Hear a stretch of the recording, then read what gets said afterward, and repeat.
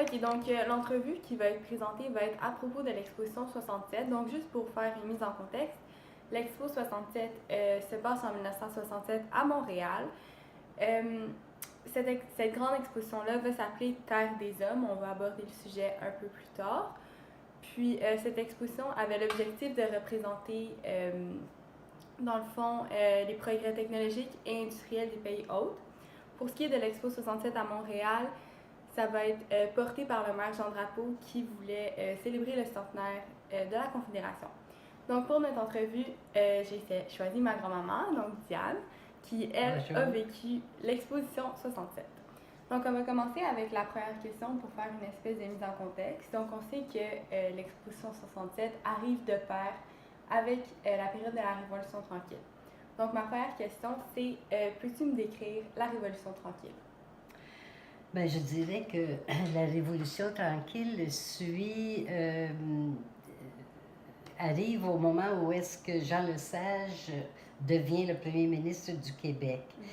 Avant lui, c'était l'Église et l'État qui menaient tout. Alors, Jean Lesage arrive et puis la Révolution tranquille s'étend jusqu'aux années 70 à peu près. Elle commence en 60 et puis c'est je dirais, une réorientation de l'État québécois. C'est la séparation de l'État avec l'Église catholique qui vraiment gouvernait tout, pratiquement. Et c'est aussi, je dirais, un moment où est-ce qu'on vit l'État, comment dirais-je, la providence. Okay.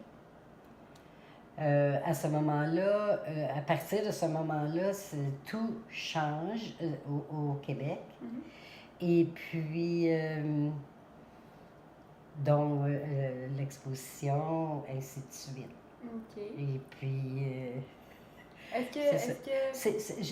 j'aimerais ça dire, c'est un peu le temps où est-ce que le Québec reprend une nouvelle identité, puis qui devient vraiment, alors qu'il n'a rien chez lui, qu'il n'est pas, devient meneur de jeu dans ça. C'est qu'en très peu de temps, le Québec s'est mis sur pied, puis il était très comparable aux autres nations. Okay. C'est bon. Donc, est-ce que d'après toi, il y aurait un lien entre la Révolution tranquille puis le fait que l'exposition universelle, justement, se déroule au Québec, donc à Montréal? Oh, moi, je dirais que définitivement, il y a un très grand lien entre les deux. D'abord, quand Jean Drapeau reçoit l'autorisation vraiment de pouvoir aller de l'avant avec l'exposition, ce qui arrive, c'est que tout se met en branle là, en préparation de l'exposition. Alors, les routes, tout change au Québec. Il y a des routes qui se construisent. Il y a beaucoup de travail qui est accordé aux gens parce que d'abord, l'exposition se tient sur l'île Sainte-Hélène, mais on doit la doubler, on doit la construire. Et puis, non, tout éclate à ce moment-là. À tous les points de vue technologiques, je dirais industriels, vraiment, c'est une époque d'effervescence. Mm-hmm. Alors oui, c'est définitivement lié à la Révolution tranquille. C'est ça, donc on peut comparer le fait que justement, à travers la Révolution tranquille, les Québécois vont revendiquer des changements, en particulier comme elle a mentionné avec la religion. Oui. Puis on veut que le Québec évolue, qui sortent justement de toute cette grande noirceur-là qui était avant la Révolution tranquille. Oui. Puis c'est ça, puis un moyen par lequel on peut le faire, c'est justement l'innovation technologique, donc par la construction des îles, puis d'autres trucs comme ça, justement pour montrer que le Québec, ben c'est plus la grande noirceur, le Québec a évolué, puis le Québec est fier justement d'être québécois. Oui, okay. Puis c'est une période aussi où est-ce qu'il y a eu éventuellement, l'Église devient vraiment... il y a des choses qui sont mises en place, des lois, comme par exemple la laïcisation.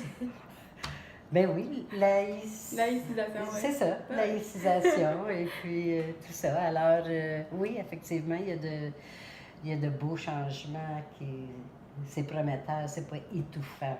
OK. Donc, maintenant, ma grand-mère est allée à l'exposition 67, donc elle a le vécu first hand. Donc, maintenant, on va parler de l'exposition 67. Donc, une fois que tu es rendu sur place, comment est-ce que ça fonctionne? C'est quoi l'ambiance? Ah, c'est l'ambiance, c'est tout, je dirais, tout le monde, c'est la joie, on entend partout la chanson thème de l'Expo 67. Un jour, quand tu viendras, nous... Ok, c'est correct. Non, non, mais c'est très bien. C'est vraiment un temps où est-ce que les gens sont heureux, les transports sont tous organisés sur place, il y a des petites voiturettes qui t'amènent, il y a, les gens sont vraiment accueillants, les hôtesses de chaque pays, je dirais qu'il y a une soixantaine, je dirais, de pays qui sont représentés. Okay. Et puis... je dirais que c'est l'effervescence, tout bouge, ça oui, et puis le lieu est tellement beau. Alors on arrive et puis on s'est... on a un passeport à ce moment-là et puis chaque pays où on va, notre passeport est étampé et puis, alors, quand tu entres, il y a des portes tournantes. Tu rentres sur l'île et puis les gens t'accueillent. Et puis là, tu commences, tu vas un peu partout. Puis tout ça, le site est merveilleux. C'est en plein sur le fleuve Saint-Laurent. Hein, c'est tout situé sur le fleuve Saint-Laurent.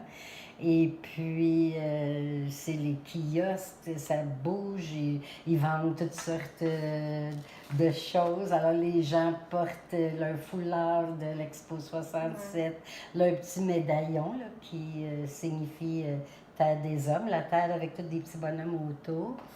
D'ailleurs, j'en ai peut-être une ici de ça, de ma mère. Alors, oui, c'est très, très bien. Les pavillons sont tous, représentent vraiment la technologie à la fine pointe de tous les pays qui sont représentés là. OK. Donc, juste pour revenir sur quelque chose que ma grand-mère avait mentionné, genre à propos du développement des industries, comme par exemple la construction des îles. Donc, en effet, une des causes de l'exposition 67 à Montréal, c'était justement d'exhiber les industries québécoises. Puis un des moyens par lesquels ils ont fait ça, juste pour ajouter, c'est à travers des défilés de mode. Donc, à travers les défilés de mode, c'était possible de montrer que le Québec était avant-gardiste, exactement, avant-gardiste. Puis, ça montrait aussi les industries, comme par exemple l'industrie du textile, l'industrie de l'organisation, puis ainsi de suite. Donc, vraiment, les défilés de mode étaient vraiment importants. Donc, maintenant, on va passer à une autre question. Donc, la dernière question, ça va être qu'est-ce que l'exposition 67 a légué à Montréal? Ouais. Bien, je dirais que l'exposition 67 a légué plusieurs choses. Hein. D'abord, une ville qui était vraiment, vraiment sur la map à partir de ce moment-là. Et puis, mais comme